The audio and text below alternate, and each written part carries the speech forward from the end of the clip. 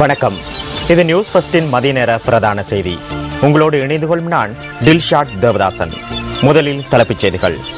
உருளைக்கிழங்கு கொள்வனவை துரிதப்படுத்துமாறு கோரி 1000க்கும் அதிகமான விவசாயிகள் வெளிமடையில் ஆர்ப்பாட்டம். சப்ரகமுவ பல்கலைக்கழக மாணவர்கள் தாக்கப்பட்டமை தொடர்பில் இதுவரையில் 24 சாட்சியாளர்களிடம் வாக்குமூலம் பதிவு. போலீசார் தெரிவிப்பு. இந்தியாவின் கிழக்கு கரையோர பகுதியில் வீசிய சூறாவளியினால் 24 பேர் பலி. இனி விரிவான செய்திகள். உருளைக்கிழங்கு கொள்வனவை துரிதப்படுத்துமாறு கோரி விவசாயிகள் சிலர் வெளிமடையில் இன்று காலை ஆர்ப்பாட்டத்தில் ஈடுபட்டனர். வெளிமடை, பொரலந்த, கெப்பட்டிபொல, ஊவா பரணகம மற்றும் பொகாம் கும்பர ஆகிய பிரதேசங்களைச் சேர்ந்த 1000க்கும் அதிகமான உருளைக்கிழங்கு விவசாயிகள் இந்த ஆர்ப்பாட்டத்தில் கலந்து கொண்டதாக எமது பிராந்திய செய்தியாளர் கூறினார். அரசாங்கம் கூறும் வகையில் உருளைக்கிழங்கு அறுவடையை கொள்வனவு செய்வதில்லை என வெளிமடை விவசாய ஒன்றியத்தின் தலைவர் WM குணரத்ன தெரிவிக்கின்றார். இதனால் விவசாயிகள் பெரிதும் பாதிக்கப்பட்டுள்ளதாக அவர் கூறினார். விவசாயிகள் பிரச்சினைகளை தீர்ப்பதற்கு அதிகாரிகள் நடவடிக்கை எடுப்பதில்லை என வெளிமடை விவசாய ஒன்றியத்தின் தலைவர் சுட்டிக்காட்டுகின்றார்.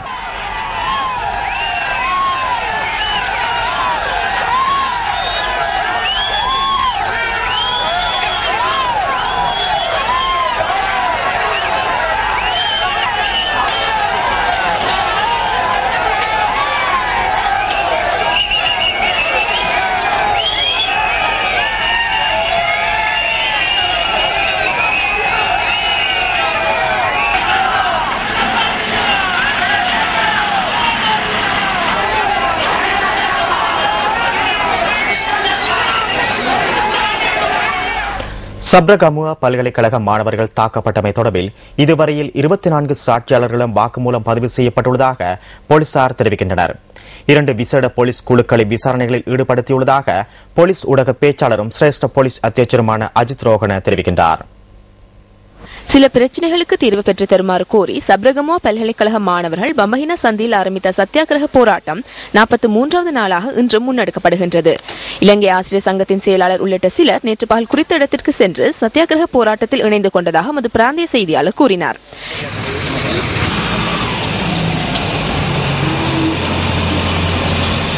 இதேவேளை அண்மையில் மாணவர்களின் கூடாரம் மீது மேற்கொள்ளப்பட்ட தாக்குதலில் காயமடைந்த மாணவர்களுள் ஒருவர் தொடர்ந்தும் பலாங்குடை ஆதார வைத்தியசாலையில் சிகிச்சை பெற்று வருகின்றார். இனம் காணப்படாத 15 சந்தேக நபர்கள் இருந்துள்ளதாக எமக்கு பதிவாகியுள்ளது.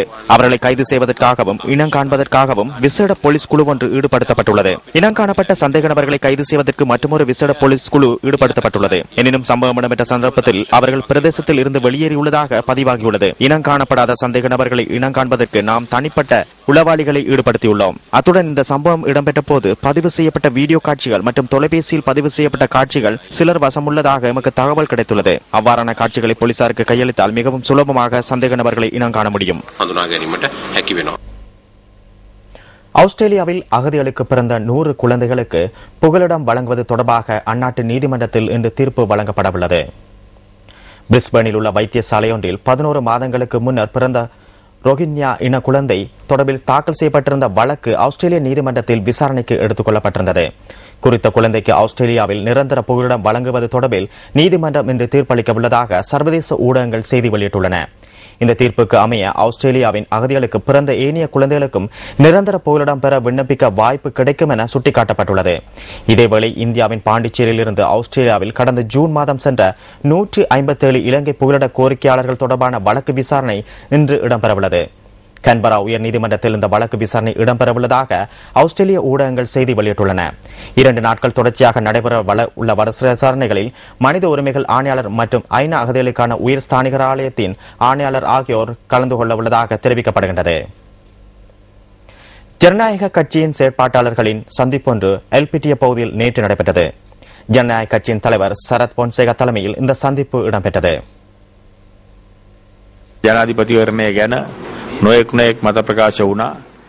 ஜனாதிபதி தேர்தல் தொடர்பில் பல்வேறு கருத்துகள் வெளியிடப்படுகின்றன. இந்த கூட்டத்தொடரின் போது நமக்கு இடையூறுகள் ஏற்பட்டன. ஹம்பாந்தோட்டையில் கூட்டத்தை நடத்துவதற்கு நாம் திட்டமிட்ட ஹோட்டலின் உரிமையாளரை அச்சுறுத்தியமையினால் அவர் ஹோட்டலை மூடிவிட்டு தப்பிச் சென்று விட்டார். மாத்திரையில் கூட்டத்தை நடத்தவிருந்த ஹோட்டல் மீது தாக்குதல்களை மேற்கொள்வதாக கூறியமையினால் கூட்டத்தை எமது வேட்பாளர் ஒருவர் வீட்டில் வைக்க வேண்டிய நிலை ஏற்பட்டது. அதனால் இது தொடர்பில் அவதானத்துடன் இருக்குமாறு பொதுமக்களிடம் நாம் கேட்டுக்கொள்கின்றோம். தற்போது முன்னெடுக்கப்படும் இந்த செயற்பாடினை நிராகரியுங்கள். මේ ගෙනියන දාමරික ක්‍රියාකලාපය පිළිකුලෙන් ප්‍රතික්ෂේප කරන්න. 2020 ஆண்டளவில் தொழில் நிமித்தம் வெளிநாடுகளுக்கு செல்லும் அனைத்து பணியாளர்களையும் பயிற்சி பெற்ற பணியாளர்களாக வெளிநாடுகளுக்கு அனுப்புவதற்கு எதிர்பார்த்துள்ளதாக இளைஞர் விவகார மற்றும் திறன் விருத்தி அமைச்சர் டலஸ் அழகப்பெரும தெரிவிக்கின்றார். திருகோணமலையில் நேற்று நடைபெற்ற நிகழ்வொன்றிலேயே அமைச்சர் இதனை கூறினார். வடக்கு கிழக்கு மாகாணங்களில் தொழிற்பயிற்சி பெற்ற மாணவர்களுக்கு சான்றிதழ்கள் மற்றும் உபகரணங்களை வழங்குவதற்காக இந்த வைபவம் ஏற்பாடு செய்யப்பட்டிருந்தது.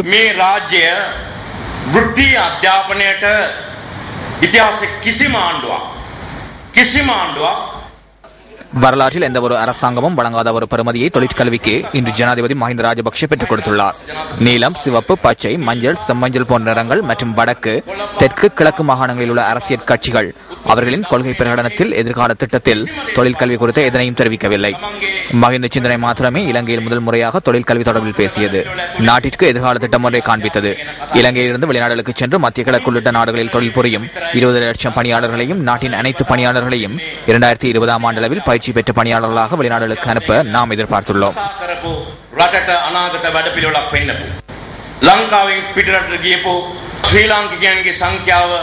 මැද පෙරදිග ඇතුළු රටවල් වල සේවය කරන ලක්ෂ 20ක්. අපේ බලාපොරොත්තුව 2020 වෙනකන් මේ රටෙන් යවන හැම ශ්‍රමිකයෙක්ම පුහුණු ශ්‍රමිකයෙක් විදේශගත කරන්නට තමයි ආණ්ඩුවක් විදියට අපි කල්පනා කරන්නේ. ஹொரணையில் அரச ஒசு செலவை நிர்மாணிப்பதற்கான அடிக்கல் நாட்டும் நிகழ்வு நேற்று இடம்பெற்றது.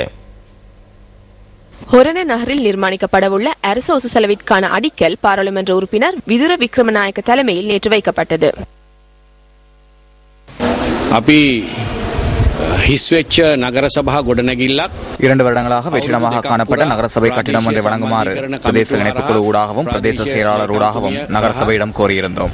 எனினும் துரதிர்ஷ்டவசமாக அல்லது அழுத்தம் காரணமாக அந்த கட்டிட தொகுதி நமக்கு கிடைக்கவில்லை. அதனால் அபிவிருத்தி நிதியின் ஊடாக ஒசு செலவை அமைப்பதற்கு நடவடிக்கை எடுக்க நாம் தீர்மானித்தோம். ඒ නිසා තමයි අපි තීරණය කරේ සංවර්ධන අරමුදල් වලින් මේ ඔසු සල්ල ලබා දීමට පියවර ගන්න. இந்த வருடம் இதுவரையான காலப்பகுதியில் எலிக்காய்ச்சலால் 1904 பேர் பீடிக்கப்பட்டுள்ளதாக சுகாதார அமைச்சு தெரிவித்துள்ளது. ரத்தினபுரி மாவட்டத்தில் அதிகப்படியாக 312 எலிக்காய்ச்சல் நோயாளர்கள் பதிவாகியுள்ளதாக தொற்று நோய் ஒழிப்பு பிரிவு குறிப்பிட்டுள்ளது. கம்பஹா மாவட்டத்தில் 240 பேரும், களுத்துறை மாவட்டத்தில் 237 பேரும் எலிக்காய்ச்சலால் பீடிக்கப்பட்டுள்ளனர். கொழும்பு மாவட்டத்தில் இந்த காய்ச்சலால் பீடிக்கப்பட்ட 120 பேர் அடையாளம் காணப்பட்டுள்ளதாக சுகாதார அமைச்சு அறிவித்துள்ளது. கடந்த ஜனவரி மாதம் 292 பேர் எலிக்காய்ச்சலால் பீடிக்கப்பட்டமை தெரியவந்துள்ளது. விவசாயத்துறையுடன் தொடர்புபட்டவர்களே எலிக்காய்ச்சலால் அதிக அளவில் பாதிக்கப்படுகின்றனர். வயல் நிலங்களை சூழவுள்ள பகுதிகளை சுத்தமாக வைத்திருப்பதன் மூலம் எலிக்காய்ச்சல் பரவுவதை குறைக்க முடியும் என சுட்டிக்காட்டப்பட்டுள்ளது. நெட் செய்கை ஆரம்பிப்பதற்கு முன்னர் தேங்கியிருக்கும் நீர் வடிந்து செல்வதற்கான ஏற்பாடுகளை மேற்கொள்ளுமாறு விவசாயிகளை அறிவுறுத்தப்பட்டுள்ளனர்.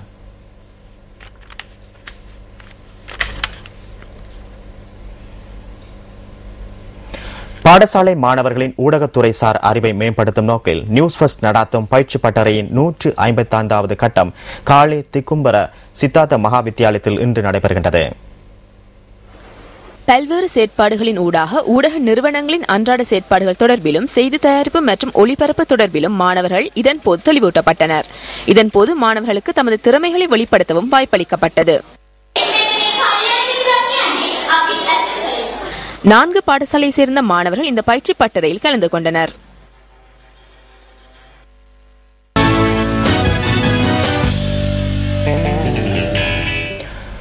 ஆபிரிக்க தேசிய கிண்ண கால்பந்தாட்ட போட்டியின் 2வது சுற்றில் கொங்கோ அணியை ஐவரி கோஸ்ட் அணி எதிர்கொள்ளவுள்ளது. அபிஜானில் நாளைய தினம் இந்த போட்டி இடம்பெறவுள்ளது. டி குழுவில் ஐவரி கோஸ்ட் மற்றும் கொங்கோ அணிகள் களமிறங்குகின்றன.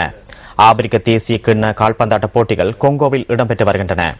டி குழுவில் கமரூன் அணி முதலிடத்திலும் ஐவரி கோஸ்ட் அணி 2வது இடத்திலும் கொங்கோ அணி 3வது இடத்திலும் உள்ளன.